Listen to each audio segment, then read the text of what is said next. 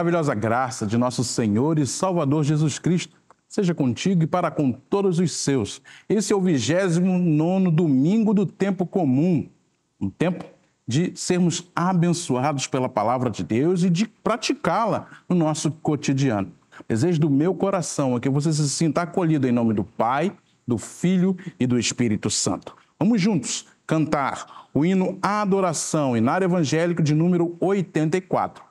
Cantemos todos.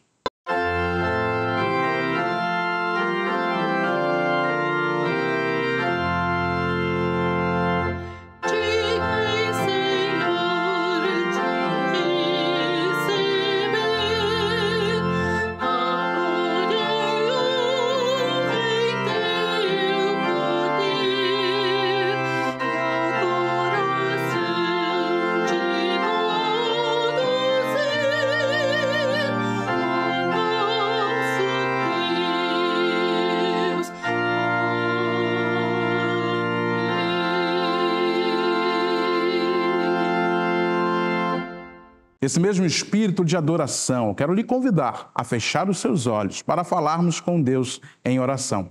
Falemos com Ele. Senhor Deus eterno Pai, bendito seja o Teu nome em toda a terra.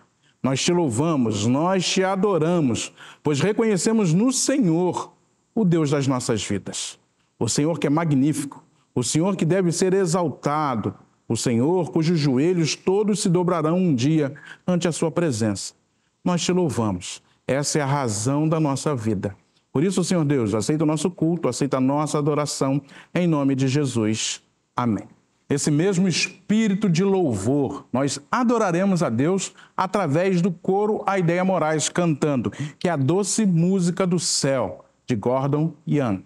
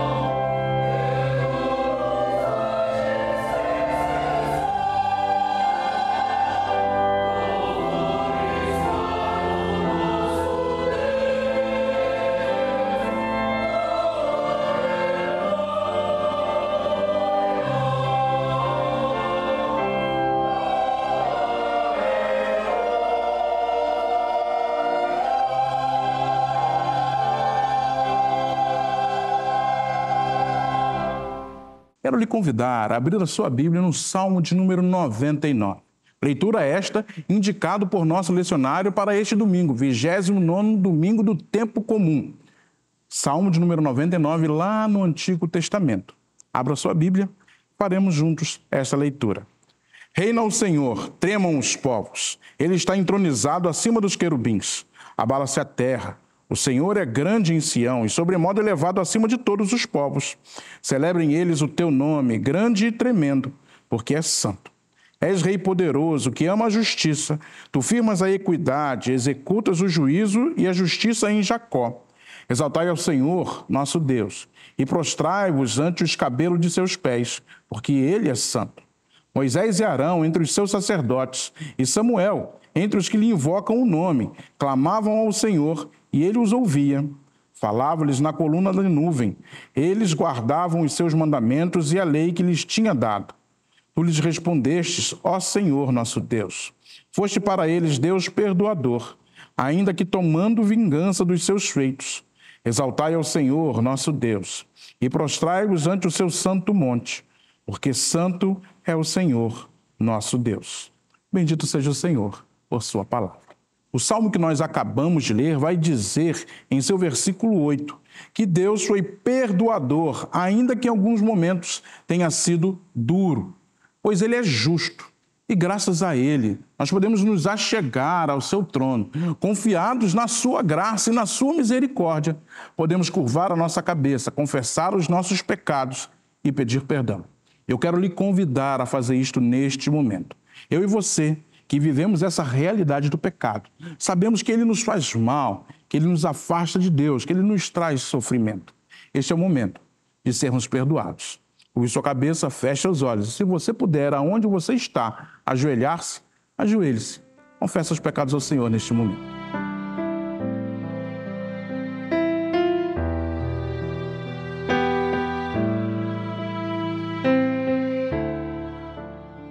Senhor, Deus de bondade, Deus de amor, Deus de misericórdia, os teus filhos se prostram diante do Senhor, pois sabem, Deus, que são limitados, frágeis, pecadores. No entanto, não queremos andar em pecado, é exatamente o contrário. Nós queremos fazer a tua vontade, ainda que a nossa carne diga não algumas vezes. Te rogamos, Senhor, nos dar forças para evitar o mal. Ajuda-nos, Senhor Deus, a fugir da tentação, a não cair em pecado. Sabemos, Senhor Deus, que os nossos pecados nos afastam de Ti. O Senhor que é Deus santo, puro, Deus excelso. Nós clamamos a Ti por misericórdia, pois queremos, Senhor Deus, ser renovados, queremos ser purificados através do Teu perdão.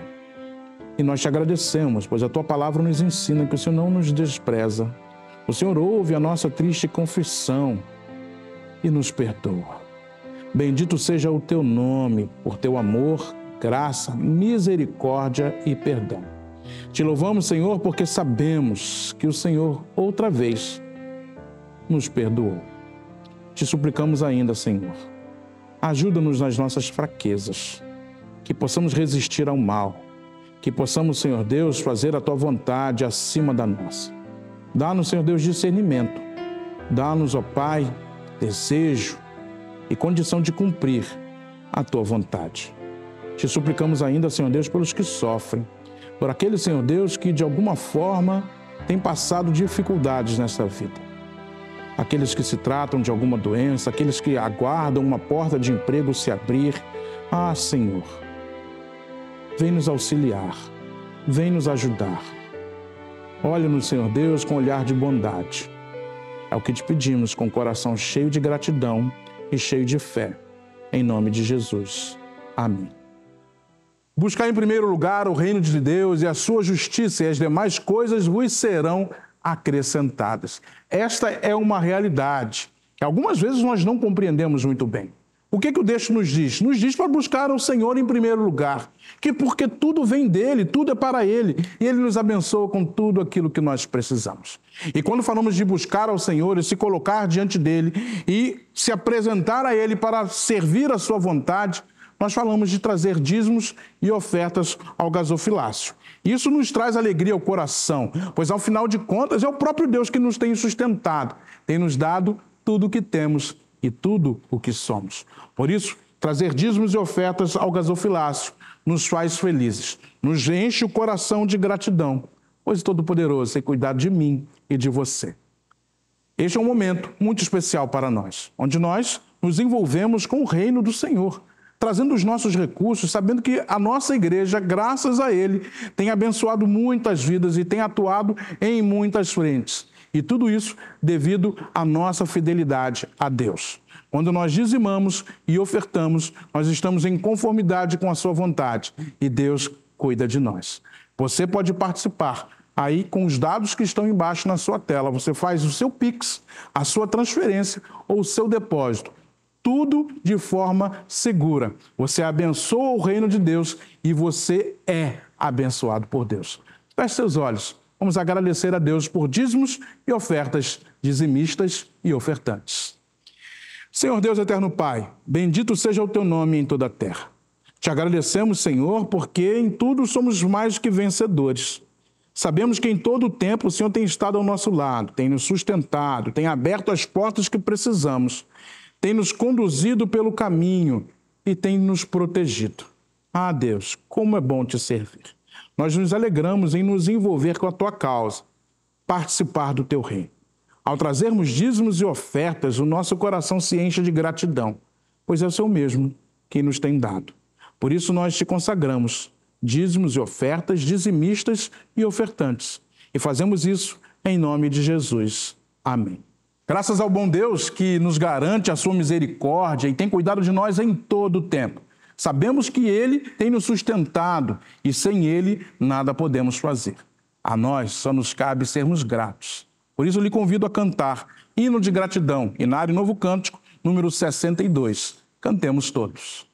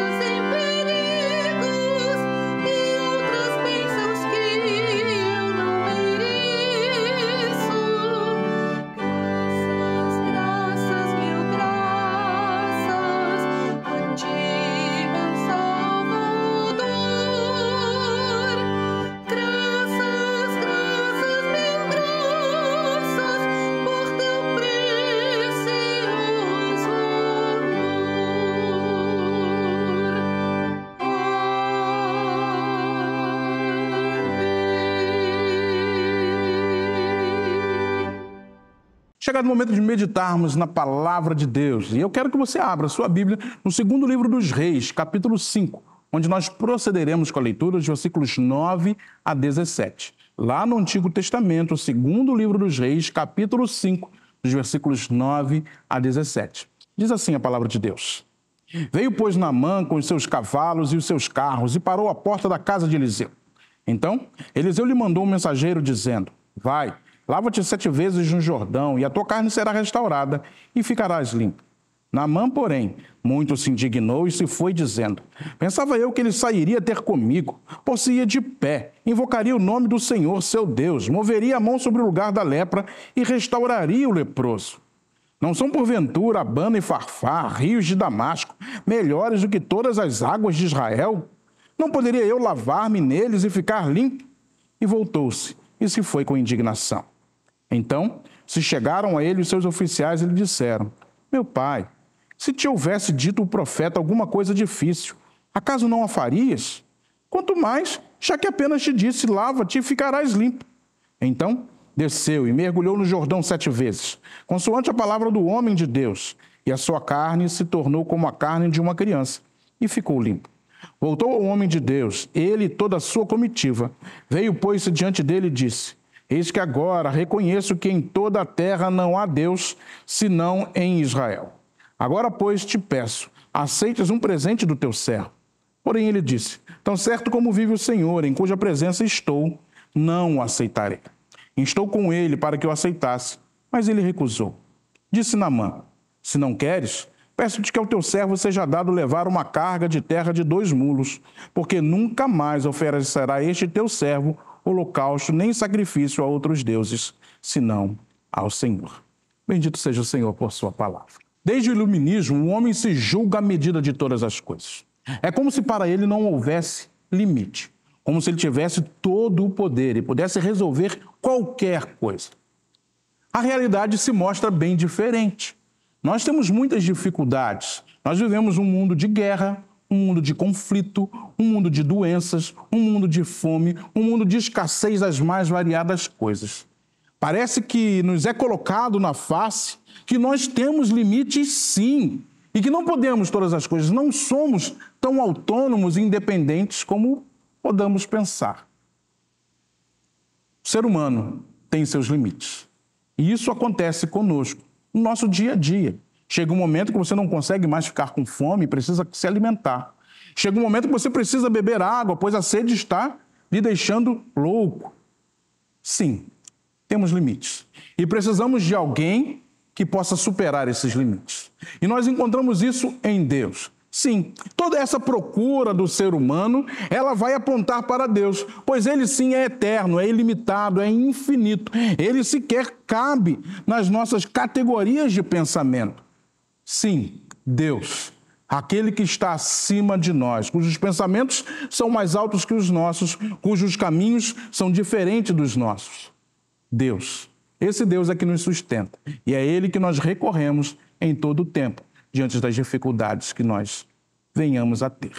O texto que nós acabamos de ler, ela fala de uma questão muito direta e que pode tocar até mesmo a sua realidade. Está falando de um homem muito poderoso, muito conhecido, um general, um herói sírio, que foi acometido de uma doença terrível, a lepra. A lepra, na antiguidade, era vista como maldição. Era algo que te alijava do convívio social, que te fazia se apartar de seus familiares. Imagine aquele homem, um general, comandante de exército, agora sequer podia conversar com a sua família. Este homem vai procurar o profeta. Ele ouve que há um profeta em Israel que fala em nome de Deus, que é o homem de Deus e que este sim poderia fazer algo por ele. Mas olha só a reação de Eliseu. Que coisa interessante. Naamã chega com sua comitiva, para em frente à sua casa. Deve ser uma comitiva de carros e cavaleiros. Imagine você já deve ter visto aí numa reportagem, num documentário ou em algum filme, quando um presidente vai a algum lugar, os batedores vão à frente anunciando que uma autoridade está chegando. Deve ter sido mais ou menos isso que aconteceu na casa de Eliseu. Mas Eliseu não se importa com essa situação. Ele manda Geazi, seu moço, dar o recado. Olha só, general, o profeta disse para você ir ao Rio Jordão, se banhar 7 vezes e você vai ficar limpo. Naamã fica indignado com tal coisa. Afinal de contas, estava acostumado a ser servido, a ser atendido em seus desejos. Ele mandava e as pessoas tinham que obedecer. E agora esse profeta sequer sai à porta para atendê-lo, ele fica indignado, e é assim que o texto nos fala. Ele se indignou. Eu pensei que ele ia fazer isso, ia fazer mesura, pantomima, ia fazer movimentos com as mãos, gestos grandiosos, e assim eu seria curado. Mas ele sequer vem me atender e me manda tomar banho num rio desses aí. Os rios da minha terra são muito melhores. Naamã pensa dessa forma. Naamã queria ser atendido da maneira como ele julgava ser necessário. Afinal de contas, um general sírio. À medida das suas próprias coisas. Mas os planos de Deus são diferentes. Nem sempre as coisas acontecem do jeito que nós queremos. E não foi assim com Naamã. Ele resolve retirar-se, mas ele ouve o conselho de seus homens que dizem, olha, se ele te pedisse para fazer algo bem difícil, o senhor não faria? Quanto mais essa coisa tão fácil, que é tomar um banho nesse rio. E Naamã resolve atender e se lava 7 vezes no Rio Jordão. E a sua pele torna-se como de bebê novamente. E aí há uma mudança em Naamã. Não mais olhar para si pensando que é o maioral de todos. Mas ele reconhece que há um Deus nos céus e que esse Deus, o Deus de Israel, é o Deus verdadeiro, pois ele mudou uma situação que parecia ser insolúvel. E Naamã resolve servir a esse Deus e vai falar ao profeta, olha só, se você não quer os presentes que eu lhe trouxe, permita-me que eu leve comigo um pouco de terra, uma carga de terra de 2 mulos, para que eu nunca mais adore outro Deus ou faça sacrifícios a outro Deus, senão o Deus de Israel. A mentalidade do homem antigo, os deuses eram circunscritos a determinadas regiões geográficas. Por Naamã estar em Israel e por aquele ser o Deus de Israel, ele julgava que a terra de Israel seria o lugar certo para ele adorá-lo. Pensamento antigo, nós sabemos que Deus não pode ser contido por nenhum limite, por nada neste mundo. Mas essa demonstração era a demonstração de conversão, de que Naamã queria andar com Deus pelo resto de sua vida. E é por isso que nós pensaremos um pouco sobre esse texto.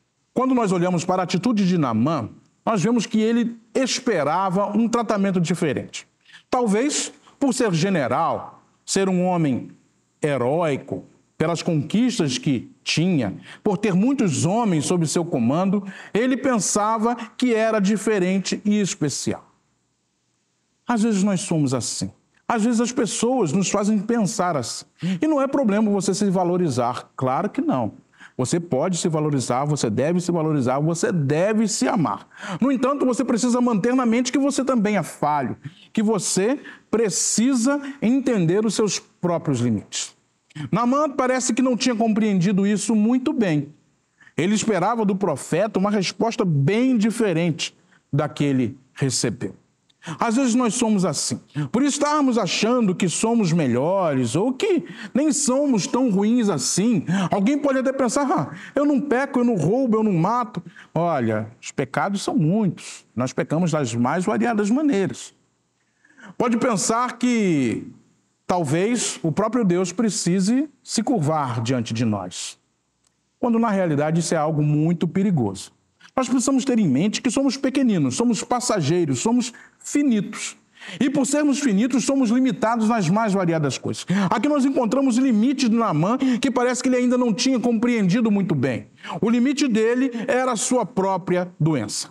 Uma doença terrível, uma doença que o afastava do convívio social, uma doença que era visível, manchava a sua pele, uma doença que era tida como uma maldição. Esse era o seu limite, ele não tinha como curar. A lepra, durante muito tempo, foi vista como uma doença incurável.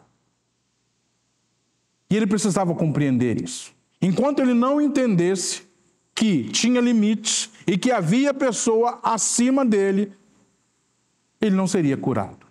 Às vezes acontece conosco. Nós vivemos o nosso dia a dia, uma correria tremenda. Você é uma pessoa trabalhadora, uma pessoa inteligente, uma pessoa de bem, tem tantas tarefas a cumprir e algumas vezes nós nos perdemos quando alguma situação vem até nós e nós nos perguntamos, poxa, mas eu sou assim, por que isso acontece comigo? Você olha para o vizinho e fala assim, poxa, esse vizinho faz isso, faz aquilo, aquilo outro e a vida dele está tudo bem e a minha está aí cheia de problema. Não se deixe enganar. todos nós temos problemas, diferentes uns dos outros, sentimos diferentes essas coisas, mas todos temos dificuldades. Nós devemos entender que nós somos limitados, nós somos falhos, e a vida é muito complexa. Sim, ela é complexa. Você vê uma coisa e entende de uma forma, outro vê a mesma coisa e entende de uma maneira completamente diferente. Mas algo que nós precisamos ter em comum é a ideia de que nós somos pecadores, falhos e limitados.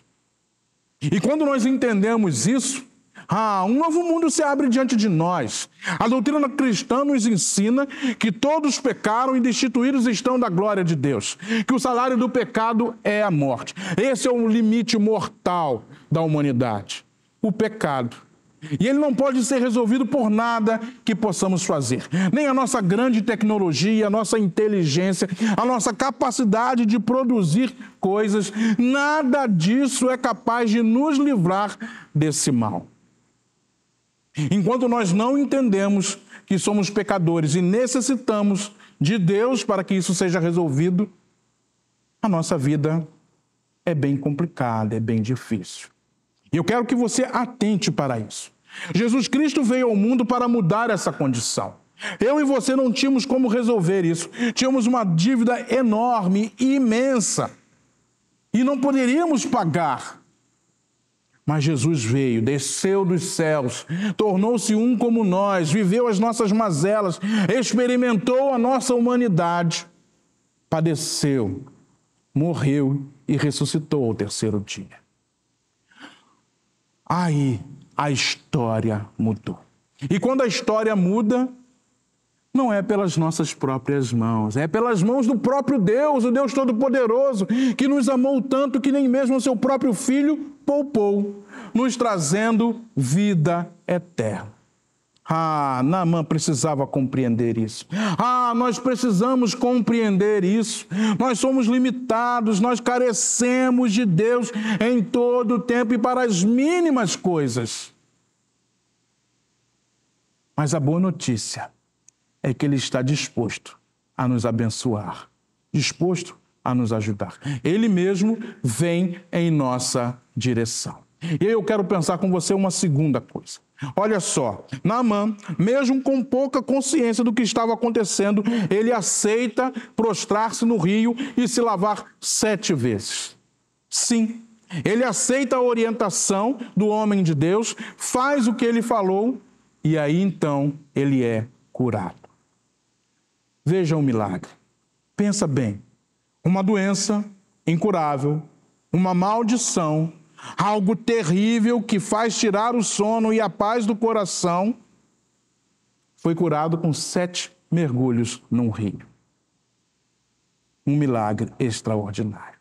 Mas tudo isso só foi possível pela obediência, pelo entendimento de que o que Deus manda fazer é o correto a ser feito, é o melhor para nós, e isso muda toda a nossa realidade. Naamã, antes um leproso, agora com pele como de criança, lisinha, linda, podendo exercer as suas funções. E isso faz com que a sua vida mude. Ele toma consciência de que ele havia lidado com algo extraordinário. Ele havia lidado com o Todo-Poderoso, Criador de céus e terra. Ele havia tido um contato com o Eterno. E isso o muda, a ponto de chegar diante do profeta e falar: olha só, eu quero levar terra. Eu quero levar terra deste lugar porque eu não quero mais servir a outro Deus. Eu não posso mais adorar os deuses da minha terra. Eu quero o Deus de Israel, pois há Deus aqui nesse lugar. Quando nós entendemos o propósito de Deus para as nossas vidas, e o propósito de Deus é para que vivamos com Ele através de seu Filho Jesus Cristo, a nossa realidade muda, milagres acontecem no nosso meio e nós vivemos para Deus e para Ele somente. Sim, a expressão de Naamã, eu querer levar terra, já disse anteriormente, dizia que ele queria viver com esse Deus de Israel que ele havia conhecido, que havia mudado a sua vida. Deus mudou a minha vida e a sua vida. Tocou-nos através da ação do Espírito Santo, nos convencendo da verdade, da justiça e do juízo.